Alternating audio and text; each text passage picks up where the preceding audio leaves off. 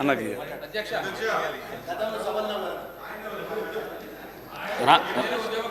రామచంద్ర నాయక్ అధ్యక్ష రామచంద్ర నాయక్ గారు కంక్లూడ్ చేస్తా.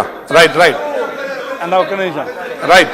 అదేవిధంగా గత 10 సంవత్సరాల అధ్యక్ష సర్వశిక్ష అభియాన్ కావచ్చు, హోమ్ గార్డ్స్ కావచ్చు, కాంట్రాక్ట్ జాబులు చేస్తున్న పశుమిత్రులు కావచ్చు, అదేవిధంగా గెస్ట్ లెక్చర్స్ కావచ్చు, కాంట్రాక్ట్ లెక్చర్స్ కావచ్చు, సింగరేణులు అవుట్ సోర్సింగ్ కావచ్చు, విఆర్ఓలు కావచ్చు, ఎంతమందిని వీరు ఇబ్బంది పెట్టి తెలియదా అధ్యక్ష ప్రజలకు?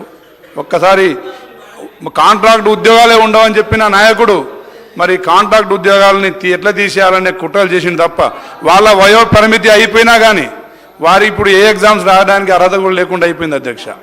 వారు చాలాని మరి జీతాలతో పనిచేస్తూ మరి వారు గత 10 సంవత్సరాలు ఇబ్బంది పడ్డ పరిస్థితి ఈ రాష్ట్రంలో చూసినాం అధ్యక్ష.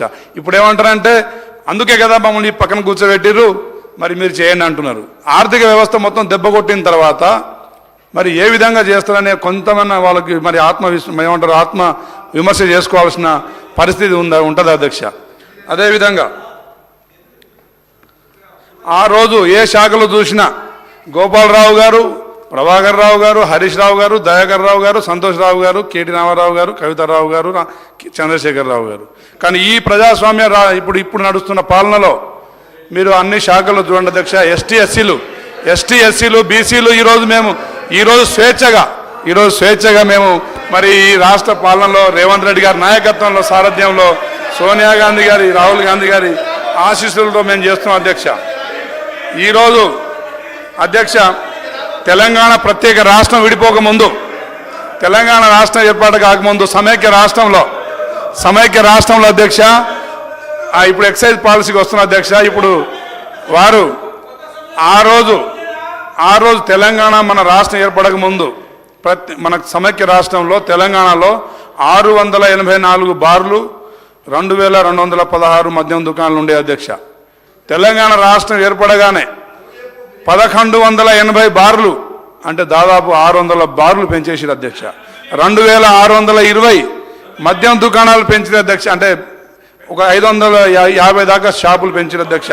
మరి నిన్న వారు మాట్లాడతారు, హరీష్ రావు గారు మాట్లాడతారు, ఈ రాష్ట్రంలో మీరు ప్రజల్ని తాగుబోతులు చేస్తారా, వాళ్ళ దగ్గర నుంచి మీరు జేబులు మరి అంటే వాళ్ళు కడుపులు కొడతారా అని మాట్లాడారు అధ్యక్ష. కేవలం రాష్ట్రం ఏర్పడ్డ వెంటనే తెలంగాణ సమైక్య రాష్ట్రంలో ఉన్నదానికంటే 2 షాపులు పెంచిన వారే ఈరోజు మాట్లాడుతున్నారు అధ్యక్ష. అదే బెల్ట్ షాపులు అధ్యక్ష. అంతకుముందు బెల్ట్ షాపులు లేవు. రాష్ట్రం మొత్తం ఈరోజు ఏ కిరాణా షాపులో వెళ్ళినా అధ్యక్ష, ఏ కిరాణా షాపులో వెళ్ళినా కానీ మద్యం దొరికే పరిస్థితి తీసుకుపోయారు అధ్యక్ష ఈ రాష్ట్రాన్ని. ప్రజలు ఈరోజు అధ్యక్ష నిరుపేద అమాయక ప్రజలు తాగుబోతులై తెలంగాణలో చిన్న వయసులో వారి శక్తి సామర్థ్యాలు తగ్గిపోయి మరి చిన్న వయసులో ప్రమాదాల్లో చనిపోతున్నారు, అప్పుల పాలై ఆత్మహత్యలు చేసుకుంటా ఉన్నారు. మరి అది వారు చేసిన పాపం కాదా అధ్యక్ష? అదేవిధంగా గత ప్రభుత్వంలో తమ సొంత బంధువులకు అదేవిధంగా వాళ్ళ అనుచరులకు అధ్యక్ష గతంలో నవాబ్ నయీం మన ఏమంటారు ఇనాములు ఇచ్చేది అధ్యక్ష. ఆ విధంగా వీళ్ళు ఎలైట్ షాపులు టానిక్ కావచ్చు, క్యూ కావచ్చు, లేకపోతే ఇంకేదో ఎంఎల్ అని చెప్పేసి వాటి అనుచరుడు మంచి మరి లిక్కర్ షాపులు ఎలాంటి టర్న్ ఓవర్లు చూపించకుండా దాదాపు 100 షాపులు హైదరాబాద్లో వెలిసినాయి అధ్యక్ష. ఆ షాపులలో ఇలాంటి లెక్కలు మన అంటే ఎక్సైజ్ శాఖకు ట్యాక్సులు కానీ ఏది కానీ చెల్లించే డ్యూటీ ఫ్రీ టైప్లో వాళ్ళు పెట్టించారు అధ్యక్ష. ఇది వారి స్వార్థపూరితమైన మరి పాలన కాదా అధ్యక్ష అని చెప్పి తెలియజేస్తున్నా. అదేవిధంగా రీహాబిలిటేషన్ తండాల్లో, గుడారాల్లో కొంతమంది గతంలో మరి ఒక చిన్న ఇంట్లో వారు తాగడం కోసం గుడుంబా పెట్టుకునేది అధ్యక్ష.